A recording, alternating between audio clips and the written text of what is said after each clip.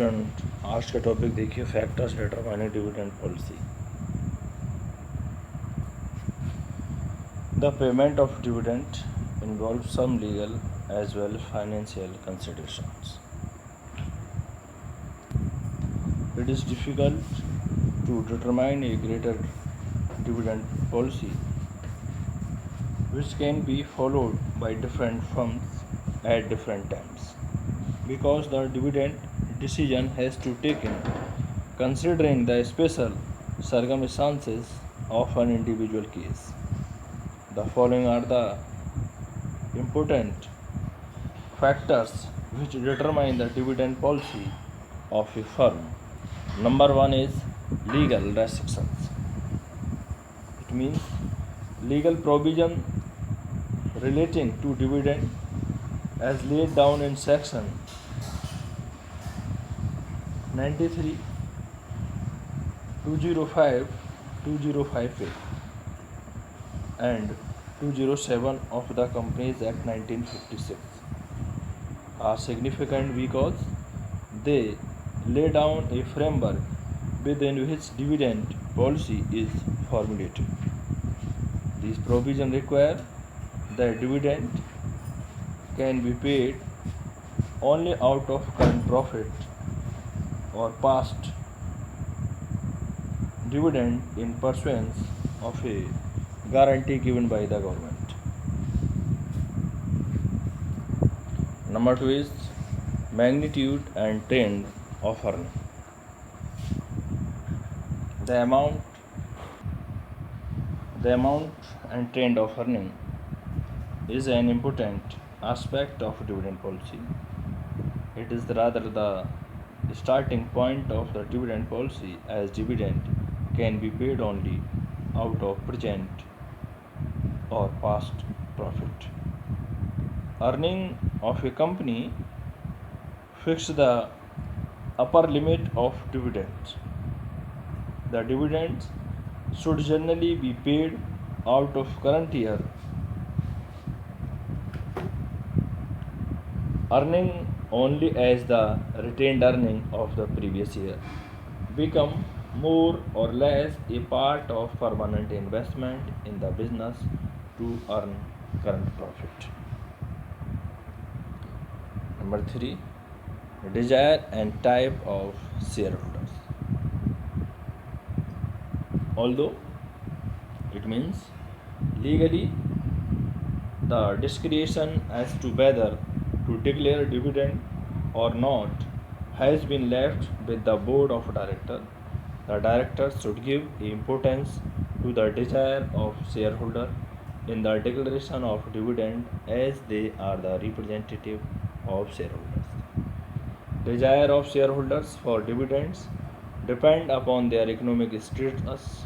Investors such as retired person, widows and other economically weaker person view dividends as a source of fund to meet their day-to-day living expenses.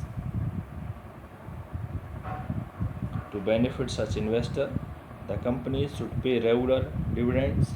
On the other hand, a wealthy investor in a high income tax bracket may not benefit by high current dividend incomes. Number four, nature of industry. It means nature of industry to which the company is engaged also considerably affect the dividend policy. Certain industries have a comparatively steady and stable demand irrespective of the prevailing economic conditions. For instance, people used to drink liquor both on boom as well as in recession. Such firms expect regular earnings and hence can follow a consistent dividend policy. Number five, age of the company.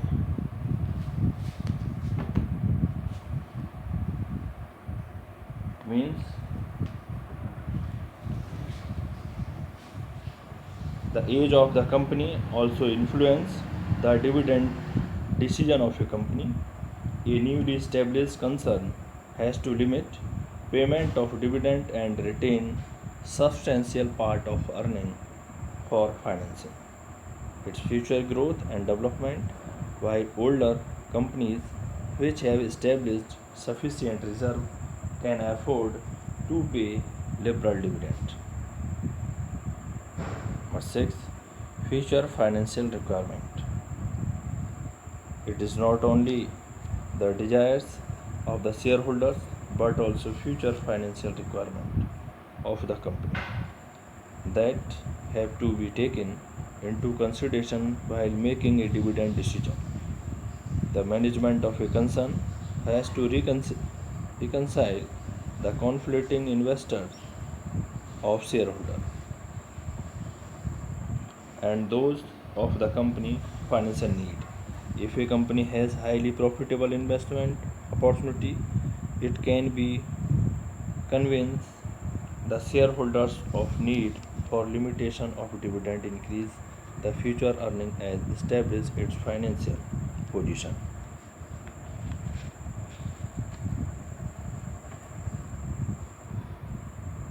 7. Government economic policy. The dividend policy of a firm has also been adjusted to economic policy of the government, as was the case when the temporary restriction on payment of dividend ordinance was in force in 1974 and 1975. Companies were allowed to pay dividend not more than 33% of their profit or 12% of paid up value of share, whichever was lower. Number 8. Taxation policy. The taxation policy of the government also affect the dividend decision of a firm. A high or low rate of business taxation affect the net earning of a company, any after tax, and thereby its dividend policy. Similarly, a firm dividend policy may be dictated by the income tax status of its shareholder. If the dividend income of shareholders is heavy, tax being in high income bracket, the shareholders may forego as dividend and prefer bonus share and capital gains. 9. Inflation. Inflation acts as a constant in the payment of dividend. Profit as arrived from the profit and loss account on the basis of historical cost have a tendency to be overstated in times of rise in price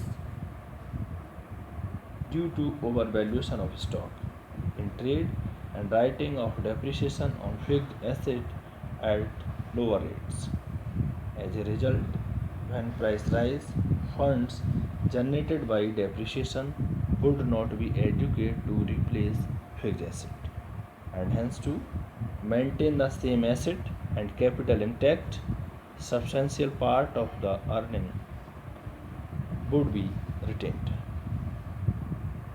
Number 10. Control objectives. When a company pay high dividend out of its earning, it may result in the depletion of both control and earning for existing shareholders. As in case of a high dividend pay out ratio, the retained earnings are significant and company will have to issue new share to raise fund to finance its future requirement. The control of the existing shareholders will be depleted if they cannot buy the additional shares issued by the company. Similarly, issue of a new share shall cause increase a number of equity shares and ultimate cause a lower earning per share and their price in market. Next, student, requirement of institutional investors. It means dividend policy of a company can be affected by the requirement of institutional investors such as financial institutions, bank, insurance corporation, etc. These investors usually favor a policy of regular payment of cash dividend and stipulate their own terms with regard to payment of dividend on equity share. Next or last, stability of dividends. Stability of dividend is another important guiding principle in the formulation of a dividend policy. The stability of dividend simply refers to the payment of dividend. Regular and shareholders generally prefer payment of such regular dividend. Some companies follow a policy of constant dividend per share, while others follow a policy of constant payout ratio, and while there are some other who follow policy of constant low dividend per share plus extra dividend in the years of high profit.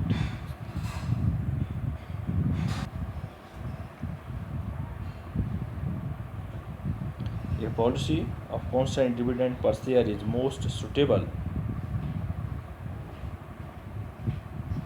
to concerns whose earnings are expected to remain stable over a number of years, or those who have built up sufficient reserve to pay dividend in the years of low profit. The policy of constant payout ratio, that is paying a fixed percentage of net earning every year, may be supported by a firm because it's related to the firm's ability to pay dividends.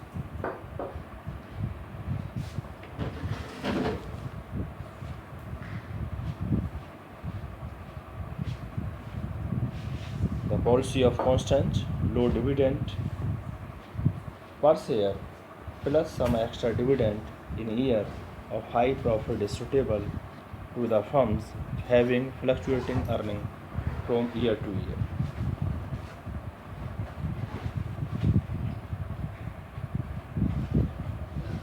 You see, dividend policy, regular dividend policy, stable dividend policy, and constant dividend per share, constant payout ratio. तो student next lecture में discuss करेंगे dividend policy theories.